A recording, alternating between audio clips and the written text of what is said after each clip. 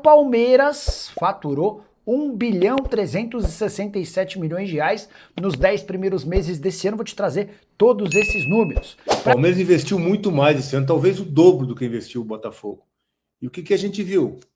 As contratações que o Palmeiras fez. A gente vê esse Sousa aí em campo, e entrou hoje de novo. Ele recebeu uma bola agora no finalzinho, belo lançamento, acho que foi do Andrés, não tenho certeza. Ele dominou a bola e fica de frente com o gol, aí ele não sabe mais o que fazer. É impressionante a falta de qualidade desse jogador que o Palmeiras contratou e pagou 80 milhões de reais. Eu não sei quem indicou. Já ouvi até que foi o Gustavo Gomes. Se for o Gustavo Gomes que indicou, ele continua sendo zagueiro, capitão. Daqui a uns anos ele vai parar. Não sei se ele vai ser empresário de jogador, não, porque para ver bom jogador, parece que ele não entende nada. Se for o Gustavo Gomes que indicou o Sousa e o Palmeiras foi lá e deu 80 milhões, olha, é melhor o Gustavo Gomes protelar a carreira, ficar jogando futebol, porque aí ele sabe tudo. Mas para indicar jogador, meu Deus do céu, não? Tá duro. A indicação aí, se é verdade que foi o Gustavo Gomes que foi. Se não foi o Gustavo, aí tem que ver esse pessoal aí de scout, de rendimento, né? Porque a gente tem visto o Palmeiras sofrer demais com essas contratações. Aí eu acho que essa filosofia também, já falei várias vezes aqui, precisa mudar, né? Essa história de contratar garotos para vender, a gente tem visto que quem vende mesmo é os que vêm da base. Que ali sim são bem trabalhados, têm fundamento, conhecem de parte tática, jogadores que têm uma identificação com o clube, aí vai, né? Porque do mais, não vende ninguém, né? Não vende ninguém. Então, acho que o Palmeiras precisa repensar até essa forma, essa filosofia de trabalhar com essas contratações, porque está sofrendo. Aliás, a gente tem visto aí nas redes sociais, eu estava falando com o Lucas agora, do Gilberto, né? Lateral direito, esse menino, que é uma outra grande revelação da base, que não estreou ainda pelo Palmeiras. Eu, pelo menos, não lembro de começar jogando, eu tenho certeza que não. Mas eu não lembro do Abel ter colocado esse menino em campo para jogar. E olha que ele já teve algumas oportunidades, né? Até o Fux já jogou de lateral, quando o Palmeiras estava com os laterais machucados, ou mesmo que o Giai não estava jogando nada. Aí o Palmeiras contrata o Giai, que não consegue se firmar como titular. O Giai veio com 20 anos, é a idade que tem o Gilberto hoje. O Palmeiras contratou e pagou caro pelo Giai. Tá lá e não joga. Daqui a pouquinho vai ter que, né, vender, fazer alguma coisa. E agora contrata o Kelvin, que também não dá para dizer que é titular absoluto, né? O Palmeiras, então, gastou com 2 jogadores para a posição e o Abel não deu uma chance para esse menino Gilberto, que está aí, que é capitão da base, que dá assistência, que faz gol, que vai para a seleção. E esse menino não tem oportunidade. Então, para trazer Giai, Kelvin ainda tem minhas dúvidas, né? Jogou pouco. Para trazer Kelvin, por que não traz um e deixa esse menino, dar oportunidade para esse menino? Deixa ele entrar em campo, dá oportunidade para ele jogar.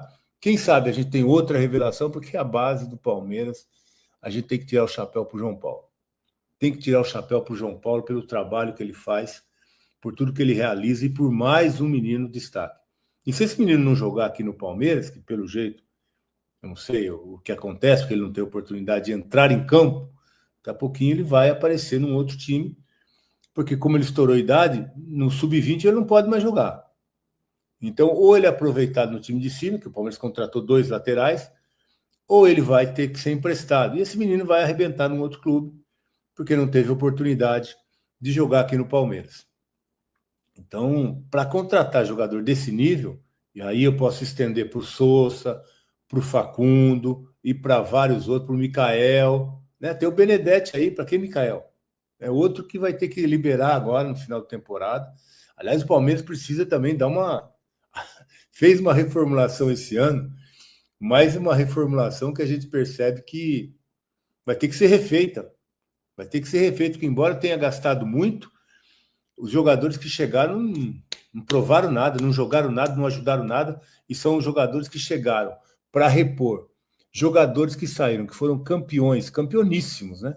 Vários deles, Zé Rafael, Rony, o próprio Dudu, vários deles que foram campeões, e os caras não conseguem ser titular.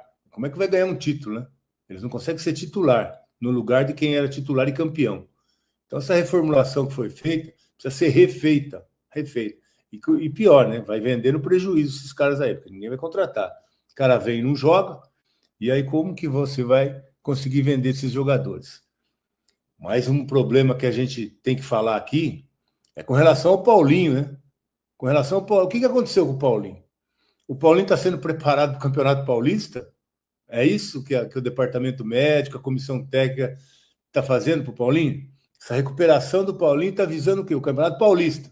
O Paulistão, que tem 11 datas agora, que diminuíram, que enxugaram, que praticamente não está valendo mais nada, né? Vale uma classificação para a Copa do Brasil, mas se não chegar em oitavo da turma da Libertadores para ir para a Copa do Brasil, aí não precisa nem participar mesmo. Porque vai entrar lá para passar vergonha, né? Para ser eliminado. Então, eu não entendo por que o Paulinho tem todo esse planejamento para o ano que vem, que eu começo com o Campeonato Paulista, para disputar o Campeonato Paulista.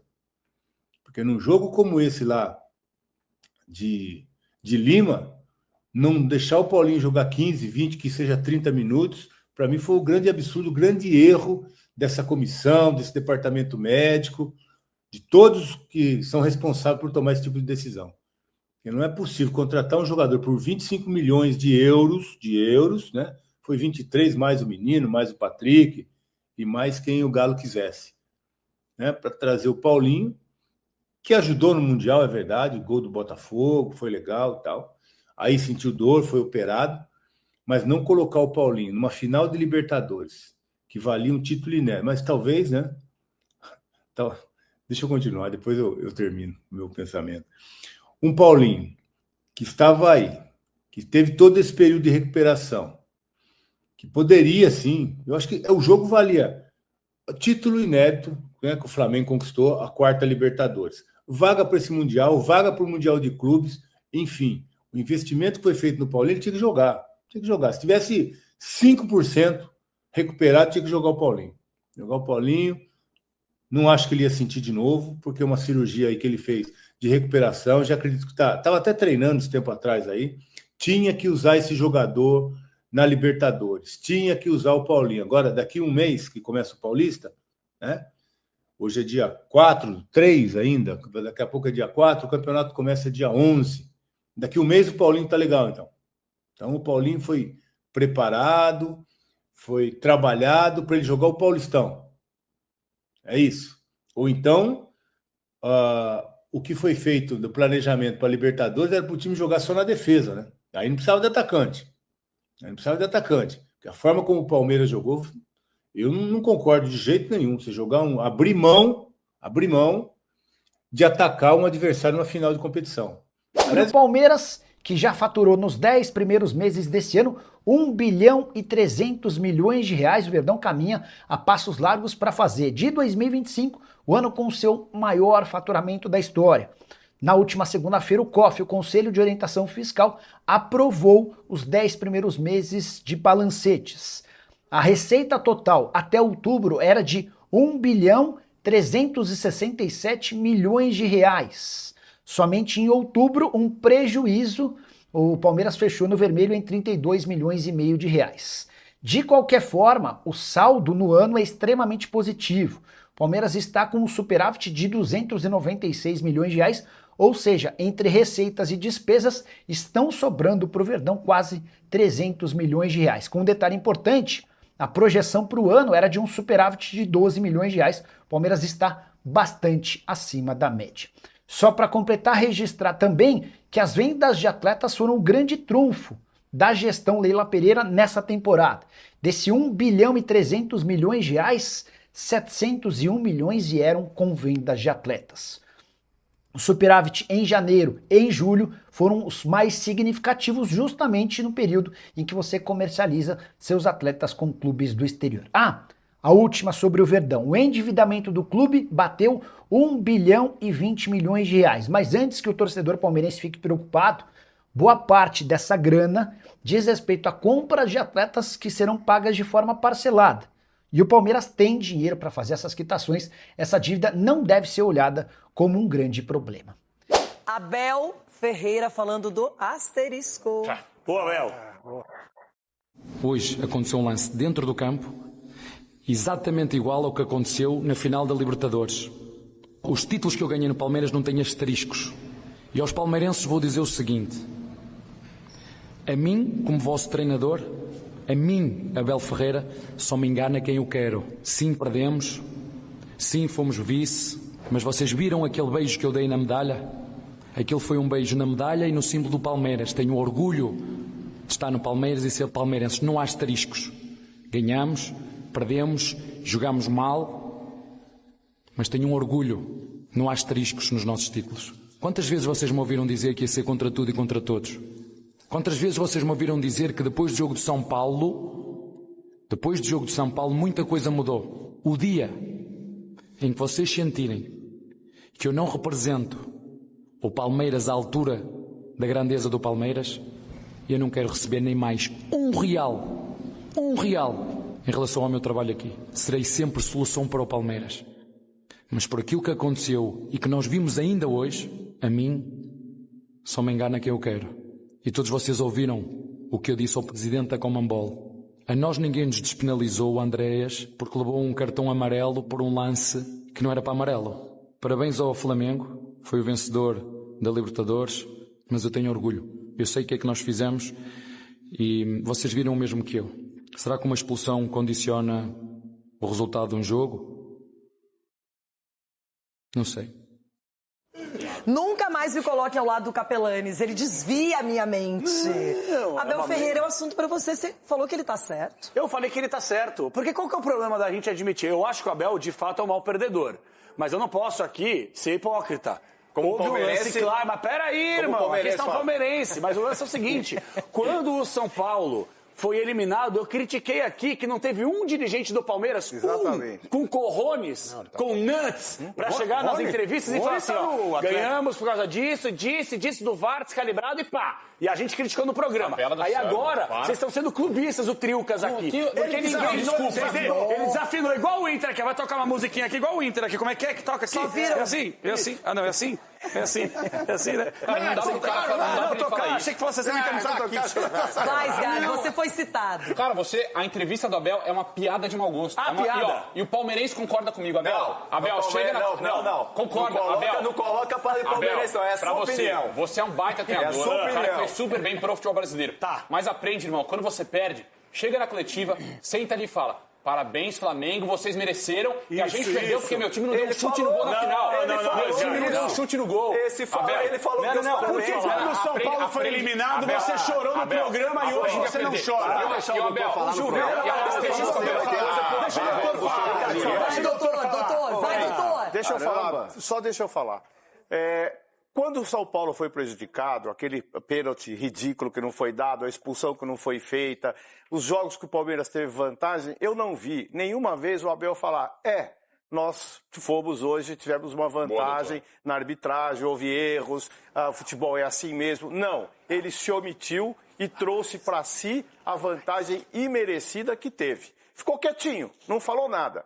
Aí houve uma reação tão grande contra aquele absurdo daquele jogo, que eu acho que realmente se prestou mais atenção na arbitragem do Palmeiras. Isso ele tem razão. Mas se ele tivesse sido mais honesto, mais verdadeiro e dito, realmente hoje o árbitro foi mal e nos beneficiou, não teria havido essa corrente de gente reclamando do Palmeiras. Então, Abel, reclame quando você tem razão e também diga quando você é beneficiado. Então quer dizer que o Palmeiras perdeu o título por causa desse jogo e dessa postura contra o São Paulo? Criou um clima contra e o Palmeiras não jogou nada. Foram 5 partidas sem fazer ponto, Ele disse que se aquele pênalti fosse marcado, o Everton ia defender. Então, o Felipe Luiz falou, doutor, o senhor que defende o Felipe Luiz, ele falou quando ele foi beneficiado? Ele não falou, o senhor falou do Abel. O senhor só falou do Abel. Bate no Felipe Luiz, implementou a expulsão do Pulgar ou não? Não ganharam ninguém de G4. Não? Não lembro. Não lembro também. É um chororô. O que é esse sim ou você vai finalizar o programa? Eles não ganharam de nenhum time do G4. Ainda quer ser campeão. Vai lá mensalão. E o Edu, Cicinho? E o Edu? Chupa, Cicinho. E o Edu, Cicinho? Chupa, Cicinho. E o Neymar? Vai descer.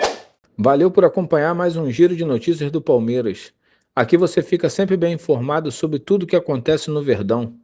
Deixe seu like, se inscreva no canal e ative o sininho para não perder as próximas atualizações. Até o próximo vídeo. Forte abraço.